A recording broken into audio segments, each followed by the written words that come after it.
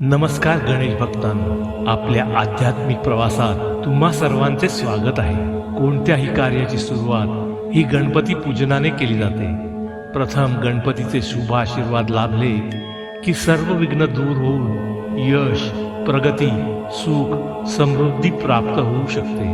गणपती बाप्पाचे केवळ नाव ऐकले तरी मनात चैतन्य संचारते, सकारात्मकता लाभते।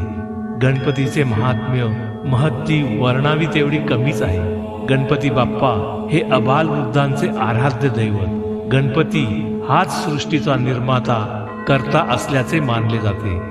त्वं ब्रह्मा त्वं विष्णुस्त्वं रुद्रस्त्वं इंद्रस्त्वं अग्निस्त्वं वायुस्त्वं सूर्यस्त्वं चंद्रमास्त्वं ब्रह्मभूर्भुवस्वरोम। अर्थात तोच ब्रह्म आहे, विष्णू आहे, रुद्र आहे, इंद्र आहे। गणपती बुद्धीची देवता आहे। गणपती ही वैश्विक देवता आहे। ही प्रेरणा देणारी देवता आहे। विविध कलांच्या आविष्काराने सर्वांशी खुला संवाद साधणारे आणि सर्वांना आपलेसे वाटणारे हे दैवत पराक्रमी असले तरी कोपिष्ट नाही, तेजस्वी असले तरी तापहीन असे हे दैवत। यामुळेच देवत्व असलेला गणपती सर्वांना जवळचा आणि आपल्यातलाच वाटतो। भक्त हो, दर 3 वर्षांनी एक अधिक मास येतो। त्यामुळे अधिक मासातील संकष्ट चतुर्थीला विशेष महत्त्व प्राप्त आहे। हा एक अद्भुत योग मानला जातो। अधिक महिना हा अत्यंत पुण्यदायी मानला जातो।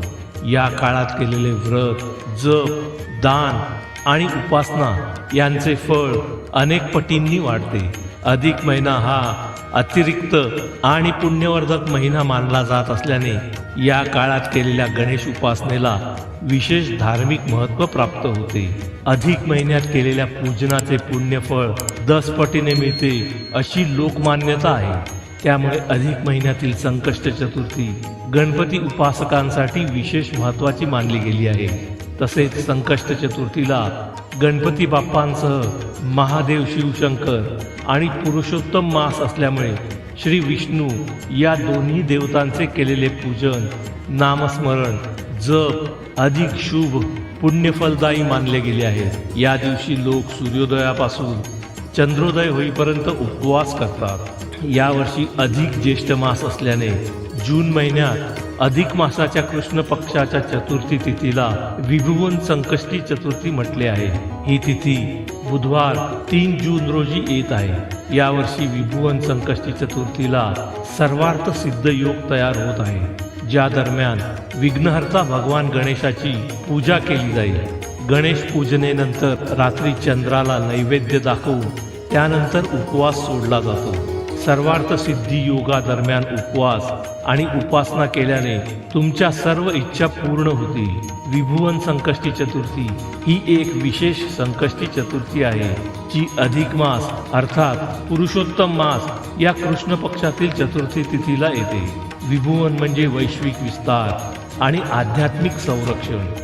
संकष्टी चतुर्थीला उपवास करून गणपतीची पूजा केल्याने जीवनातील त्रास आणि दुःख दूर होतात। विघ्नहर्ता गणपतीच्या आशीर्वादाने इच्छा पूर्ण होतात। प्रत्येक मराठी महिन्याच्या वद्य पक्षातील चतुर्थीला उपवास करून गणेशाची आराधना करण्याची परंपरा आदिकालापासून सुरू आहे। संकष्ट चतुर्थी हे व्रत कोणालाही करता येते। सकाळी स्नानादी कार्य उरकल्यानंतर एका चौरंगावर गणपतीची स्थापना करावी। गणपतीची षोडोपचार पूजा करावी। गोडाचा नैवेद्य दाखवावा। दिवसभर उपवास केल्यानंतर चंद्रोदय झाल्यावर चंद्राला व गणपतीला महानैवेद्य दाखवावा। त्यानंतर भोजन करावे। चंद्रदर्शन हा या व्रतातील महत्त्वाचा भाग आहे। पूजेनंतर गणपती स्तोत्र पठण, गणपतीचे नामस्मरण, गणपती मंत्राचा जप करावा। यामुळे धार्मिक मान्यतेनुसार मनोकामना पूर्ण होऊन संकटापासून संरक्षण, मानसिक शांती आणि सुख समृद्धी प्राप्त होते। सुख करता दुःख हरता वार्ता विघ्नाची, दुर्वे पूर्वे प्रेम कृपा जयाची। सर्वांगी सुंदर उटशिंदुराची, कंठी झळके माळ मुक्ता फळांची। जय देव जय देव जय मंगल मूर्ती, दर्शन मात्रे मन कामना पूर्ती।